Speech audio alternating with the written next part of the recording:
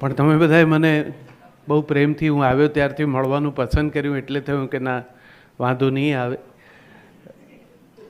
બહુ મારી દૃષ્ટિથી બહુ જ મહત્ત્વના એવા કાર્યક્ષેત્રમાં તમે છો. એ વ્યવસાય છે એ તો એક એનો અકસ્માત છે, પણ મૂળ તો યજ્ઞ છે, અને એ કામ સાથે તમે જોડાયેલા છો એનો આનંદ છે મને. મારી બહેન પણ અહીંયા NHLમાંથી ભણીને ડૉક્ટર થઈને પરદેશ છે, એના દીકરાઓ એ ડાક્ટર છે, એટલે ડાક્ટરો સાથે આમ અમારો ગરોબો છે. ને લાંબા સમય સુધી દવાઓનો ઉપયોગ કરવાને કારણે પરિવારમાં પણ ઘણા બધા એ રીતે થોડું ઘણું જાણતા થઈ ગયા છે કે આ તમને પૂછ્યા વગર પણ અમે નક્કી કરીએ છીએ, આ ખવાય આ ના ખવાય. આ 500 mgની 4 તો હોઈ જ ના શકે, એમની કંઈક ભૂલ છે. એક ખાઈએ સવારના તોય ચાલે, એવું એક ક્ષેત્ર, એના તમે તજજ્ઞો. તમે બધા જે રસથી સાહેબની નાણાં સંદર્ભે વ્યવસ્થા વિશે સાંભળ્યું, એટલું સાંભળ્યું નહીં, એટલો બધો રસ લીધો અને જાણકારીભર્યો રસ લીધો કે હું વળી મૂંઝાણું કે આ પાછું સાવ એક અજાણ્યું ક્ષેત્ર આવ્યું.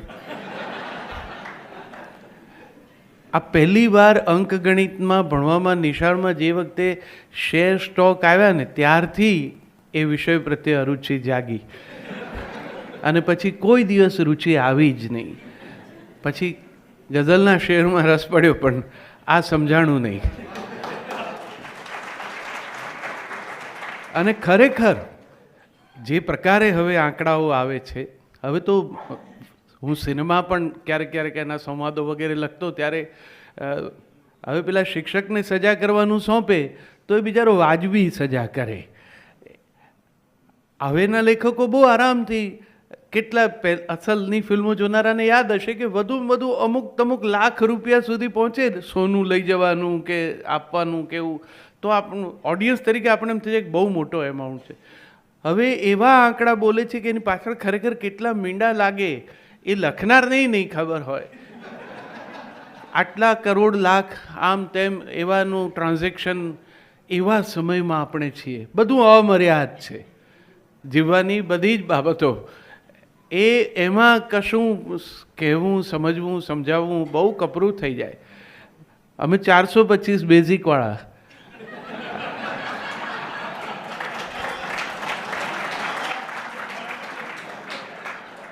તમારે ત્યાં તો દાખલ થવું તો પેલા ફોર્મ પર એનાથી વધારે લખવા પડે.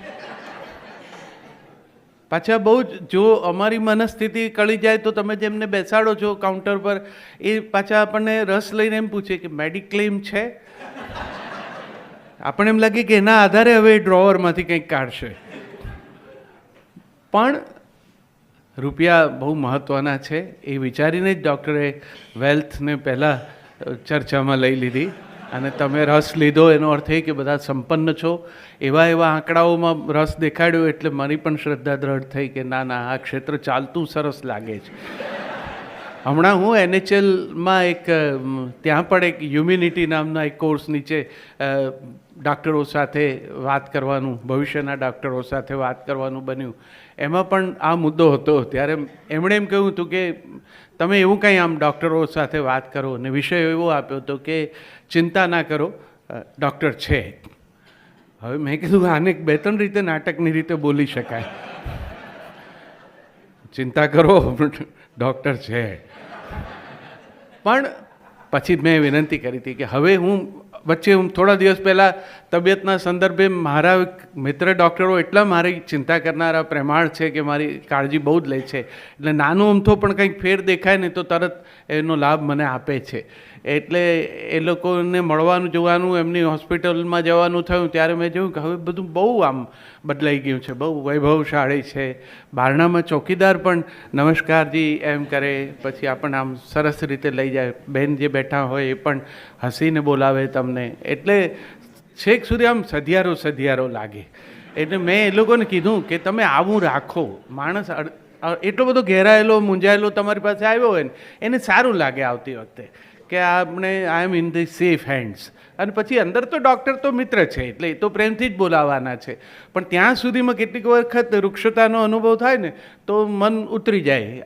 અને એમ થાય કે યાર આ આપણું શું કરશે, પણ એના કરતાં સરસ પોઝિટિવ વાઇબ આવે એવી હોસ્પિટલ, એવા રંગોની પસંદગી, એવો ગણવેશ પણ તમારા કર્મચારીઓનો. મને બહુ ગમ્યું આ દીકરીઓ બધી તમારી હોસ્પિટલ સાથે સંકળાયેલી હોય તો બહુ સુરીલું ગાયું, એટલે સારું લાગ્યું કાનને સાંભળવા માટે. ડાક્ટરો સૂરમાં હોય એનાથી સારું કાંઈ નહીં. તો એવું કશું કરો કે આવનાર તો બીમાર છે જ, દુઃખી છે જ, પીડાયેલો છે જ, તમે એને ટ્રીટ કરો તે પહેલાંના સમયગાળામાં. જ્યારે હું પેલી બેન્ચ ઉપર વેઇટ કરું છું, એક તો જેમને જેમને પોતાની હોસ્પિટલ છે બધાને એવી વિનંતી આજે અહીંથી કારણ વગર પણ એટલું તો કહી જ દઉં કે એકલી પેલી પતરાવાળી બેન્ચ ના રાખો. તમારી પ્રેક્ટિસ ખૂબ સારી ચાલે છે, પણ અમારે એટલું લાંબુ બેસવું પડે છે. એક કુશનવાળી હોય ને તો ખમી જવાય. તમે વ્યસ્ત રહો, અમે તો રાજી રહીએ, પણ અંદર આવીએ ત્યાં સુધી અમે રાજી તો રહી શકીએ. અને સરસ પુસ્તકો રાખો. મને બીજું એક બહુ ગમ્યું ડાક્ટર સરસ કે આમાં ગુજરાતીમાં લખ્યું છે, નહીં તો બહુ મુશ્કેલ છે. હવે અંગ્રેજીમાંથી લેવાયેલો શબ્દ હોય ને છતાં ગુજરાતીમાં લખવાનું મન થવું એ માતૃભાષા માટેનો પ્રેમ છે. આઈ એમ વેરી હેપી. મને એ વાતનો આનંદ થયો કે અહીંયા સરસ રીતે વાત પહોંચી શકે એવું છે. ક્રમ એમણે મને ગમે એવી રીતે થોડો મૂંઝવે એવો હોય છે. હેપી, હેલ્ધી એન્ડ વેલ્ધી સુધી હતું ને પછી ડૉક્ટર પાછળ આવ્યું એટલે મેં કહ્યું ના, એમ તો આ લોકોને આખી વાત પોતાના સંદર્ભમાં જ કરવી ને સાંભળવી ગમે છે, પણ જે છેલ્લું હતું એ તમે પહેલું લીધું એ પણ તમારી પ્રાયોરિટી તો બતાવે જ છે કે તમારું મહત્ત્વ શેનું છે.